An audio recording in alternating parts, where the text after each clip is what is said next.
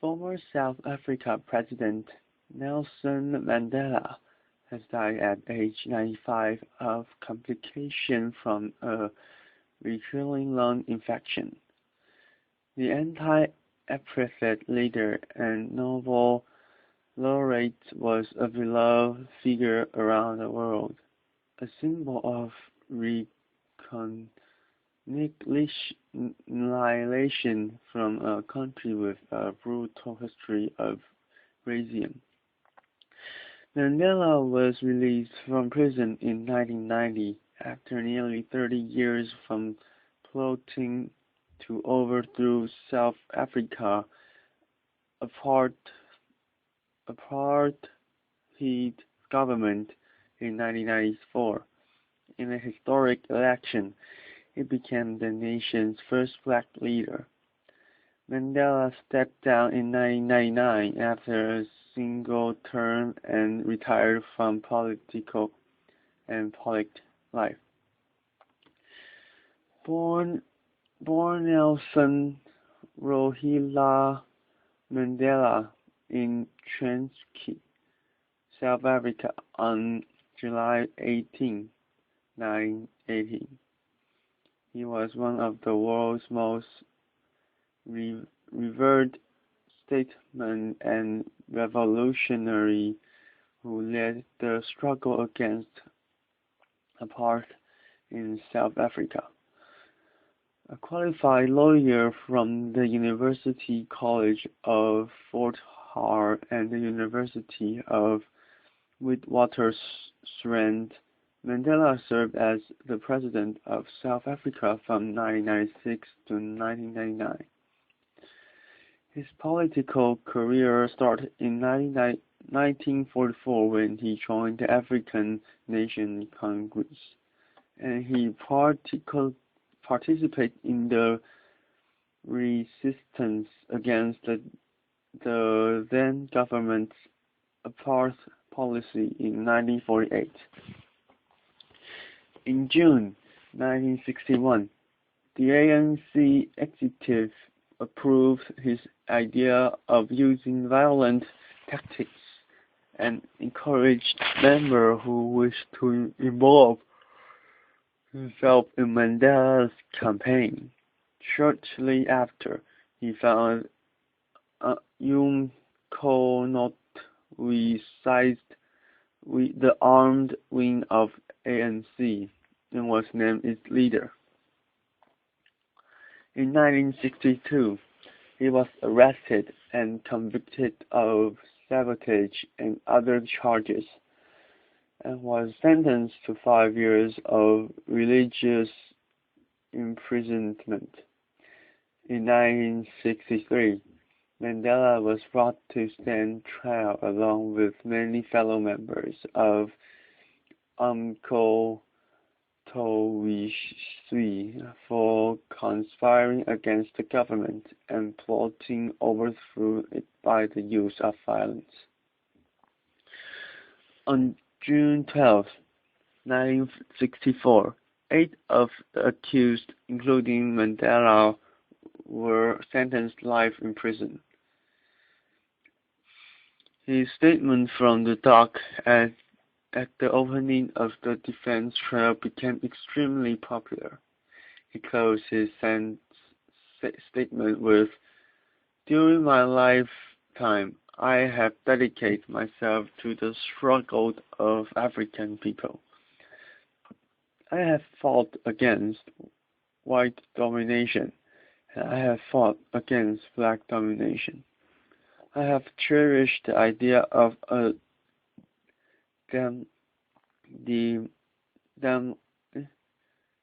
democratic and free society in which all persons live together in harmony and with equal opportunities. It is an idea which I hope to live for and to achieve, but if needs to be, it is an idea for which I am prepared to die."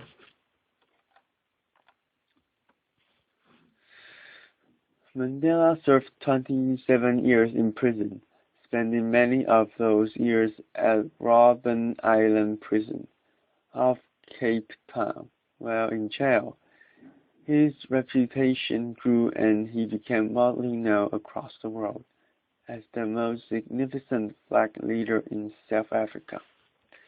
He became a prominent symbol of resistance as the anti-apartheid movement gained momentum in South Africa and across the world.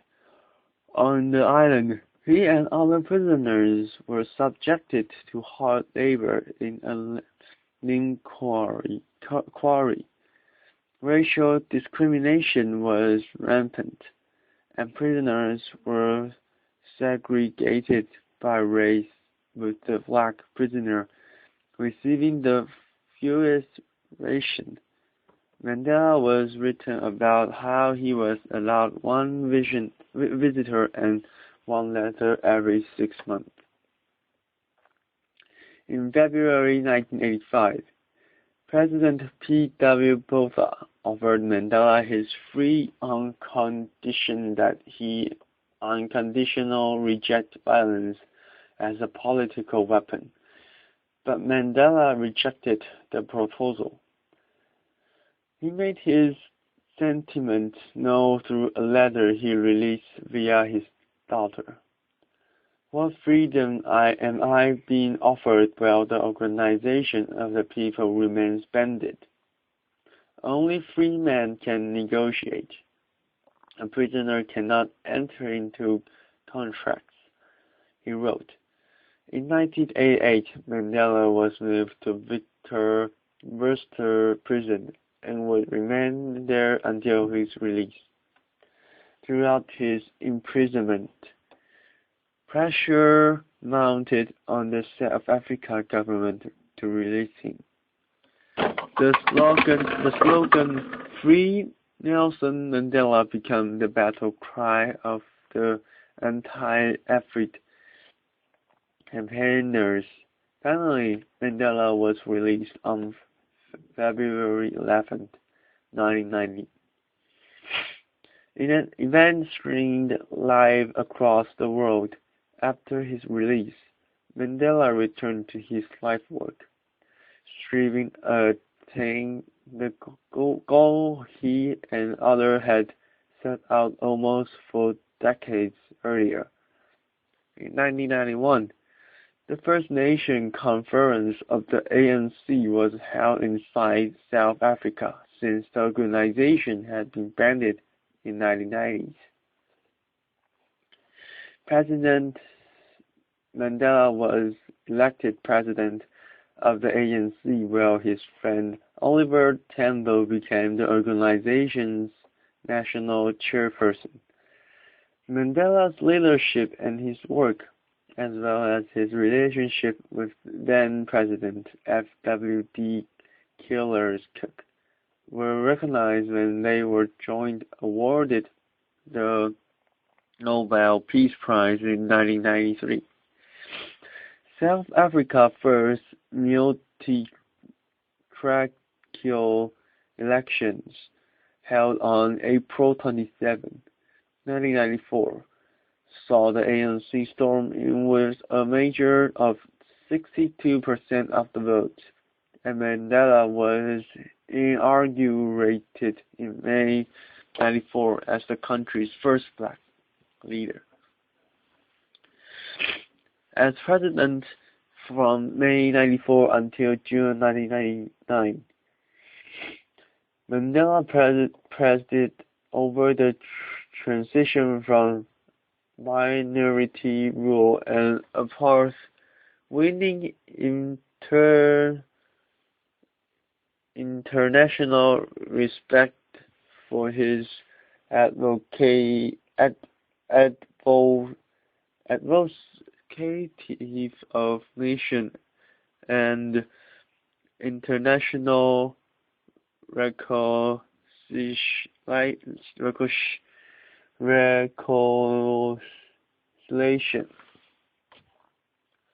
Mandela received many national international honor, including the Nobel Prize in 1993.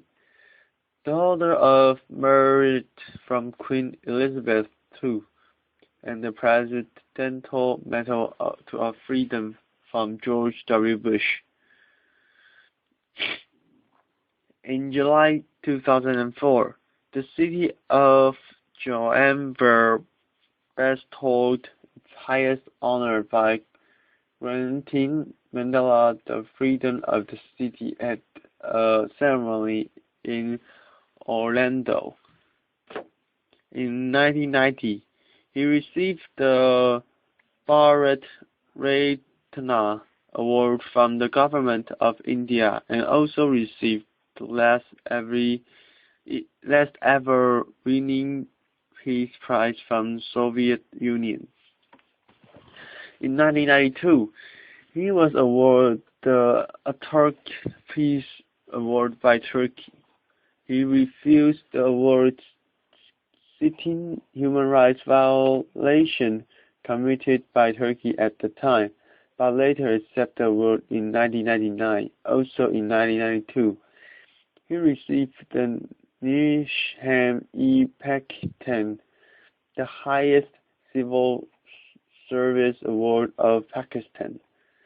Mandela's autobiography, Long Walk to Freedom, was published in 1994. He had begun work on it secretly while in prison. Nelson Mandela's life has seemingly run parallel to his political one, and can be divided up into three key eras. The young active married his first wife, Evelyn Mess, in 1944. The couple, who had 4 children, divorced in 1958, shortly before Mandela became an outlaw with the banning of ANC. Mandela's second marriage, and probably his most famous, largely coincided with the time he spent locked up and at the hands of the Opposite Remain. In 1958, he walked down the aisle with Winnie Madikizela, who stood by his side and actively campaigned to free him from prison. Winnie became a powerful figure in her own right while Mandela was in prison, but a series of scandals involving her led to the couple's estrangement in 1992. Her dismissal from his cabinet in 1995 and her official divorce in 1996. The couple had 2 children. Winnie Mandela was also later convinced of kidnapping. His third marriage to Graça Machel, the widow of former Mozambique President Samora Machel, came on his 80th birthday as he entered his role of world statesman.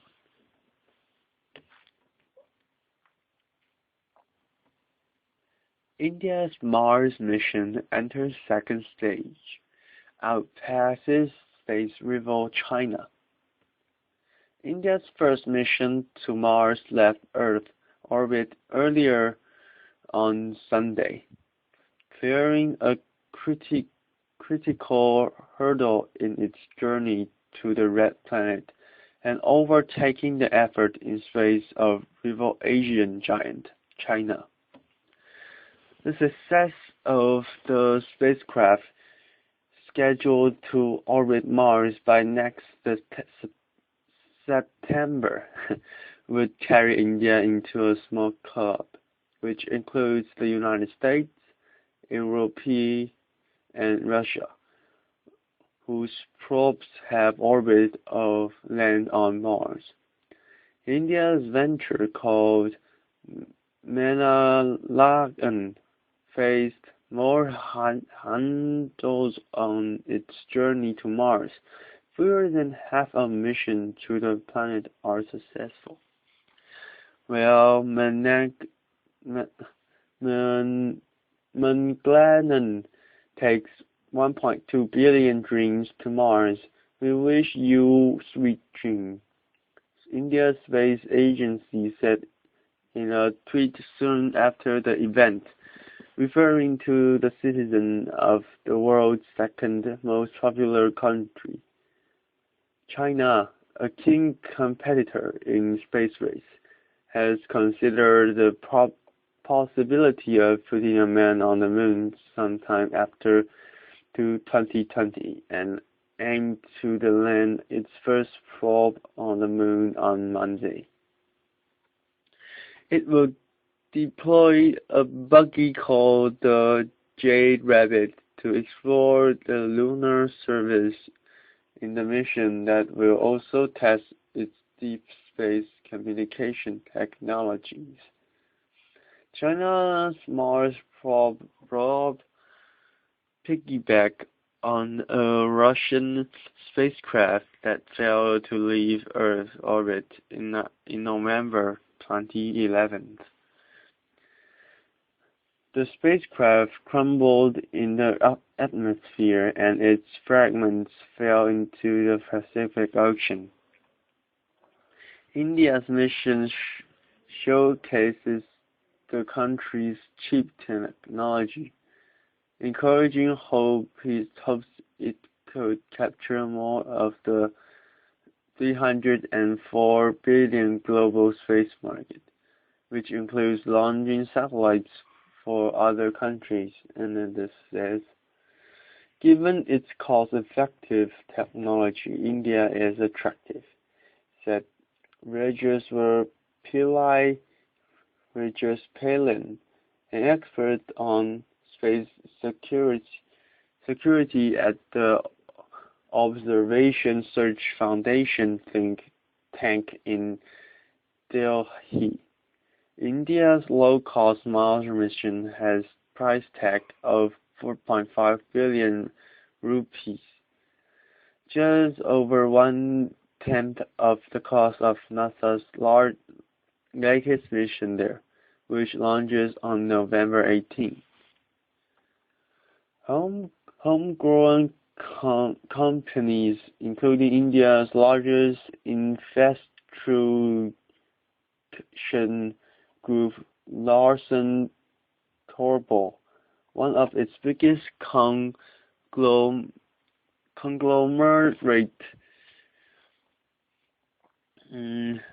go through full state-owned aircraft making Hindustan Aeronautics Ltd and Wachand Nagar Industries made more than 2/3 of the part for both the probe and the rocket that launched it on November 5th. India's probe completed 6 orbits around Earth before Sunday. Lightning shoot, which set it on a path around the Sun, carried it toward Mars. Sliding chute requires precise calculation to eliminate the risk of missing the new orbit. Getting to Mars is a big achievement, said Manik Velha, a professor in the astronomy and astrophysics department of the Tata Institute of Fundamental Research in Mumbai. India's space agency will have to make a few mid-course corrections to keep the probe on track. Its next big challenge will be to enter an orbit around Mars next year. A test failed in 2003 by Japan's probe, which suffered electrical faults as it neared the planet. You have to slow the spacecraft down once it gets too close to Mars to catch the orbit, but you can't wait until Mars is in the field of view to do it. That's too late, Via said. India launched its space program 50 years ago and destroyed its own rocket technology after Western power leaked sanctions for a 1974 nuclear weapon test. 5 years ago, its Chandrayaan satellite found evidence of water on the moon. By contrast, India has had mixed results in the aerospace industry. Hindustan Aeronautics has been developing a light combat aircraft since the early 1980s with no success. The Mars probe will study the planet's surface and minerals composition, besides sniffing the atmosphere for methane, a chemical strongly tied to life on Earth. NASA mission Curiosity did not find significant amount of the gas in release tests. China is still far from catching up with the established space superpowers. The United States and Russia, which decades ago learned the docking techniques China is now mastering. Beijing says its space program is for peaceful purpose, but the U.S. Defense Department has highlighted China's increasing space capability, saying it was purposing ways to keep adversaries from using space-based assets during a crisis.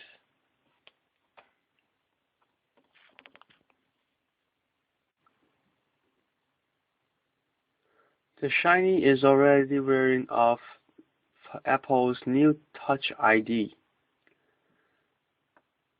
iPhone 5 owners, Apple unveiled its largest flagship iPhone this past September, and along with it, a new enabled fingerprint scanner brought about by the company's 2012 fingerprint scanner brought about by the company's 2012 acquisition of mobile security firm Overtech for $356 million. Dual Touch ID, the new technology places a sapphire glass convealed fingerprint scanner in the home button of Apple phones 5S, allows users to unlock the device or authenticate Apple App Store purchase with just a touch of the finger. The new tech is among a few main selling points for the iPhone 5, but a new report suggests some users are already having trouble with it after less than 3 months on the market. Dr. Dring, who is described by 5by5 as consulting engineer well known among nerds on the internet, recently wrote on his blog, and now it's all this, that he's having some issues with the Touch ID on his iPhone. I have been using Touch ID since I got iPhone 5S in mid-October, Drang wrote. Generally, I speak, I like it and I find it faster than the old sweep and passcode method, but I felt compelled to recheck my fingerprints twice already. I know it sounds impossible, but its recognition of my print seems to decay with time. The good doctor continued. I rescanned my finger this weekend, and my Touch ID has been amazingly fast and accurate since then, just as it was when I first got the 5S, and just as it was a few weeks later when I rescanned my fingerprints for the first time. Just before each rescan, though, I was so frustrated with Touch ID, I felt like throwing the phone across the room. Curious indeed, but one isolated issue doesn't necessarily mean there's a problem. According to John Gruber of Daring Fireball, however, the issue isn't exactly isolated. Trent is not alone. I had been a handful of readers ask me about the recently Gruber note. Makes me think there is something to it. Me, personally though, I haven't noticed any drop off in accuracy. Like Gruber, we haven't experienced any issue with the print reader on our device. We also haven't seen any report of the issue outside of the ones above it. The iPhone 5S is still less than 3 months old. However, this may be something to watch for as time progresses. Mexico Lower House greenlights electoral reform. Mexico's lower house Thursday gave general approval to an electoral reform demanded by the opposition, helping pave the way for Congress to focus on an energy bill at the center of President Enrique Pena Nieto's economic agenda. Lawmakers voted 469 to 69 to approve the bill in general, but a dozen of points were reserved for further debate that was expected to stretch into the night. The bill, which was approved by the Senate on Wednesday, will be returned to Center for the final vote if significant changes to the bill are made.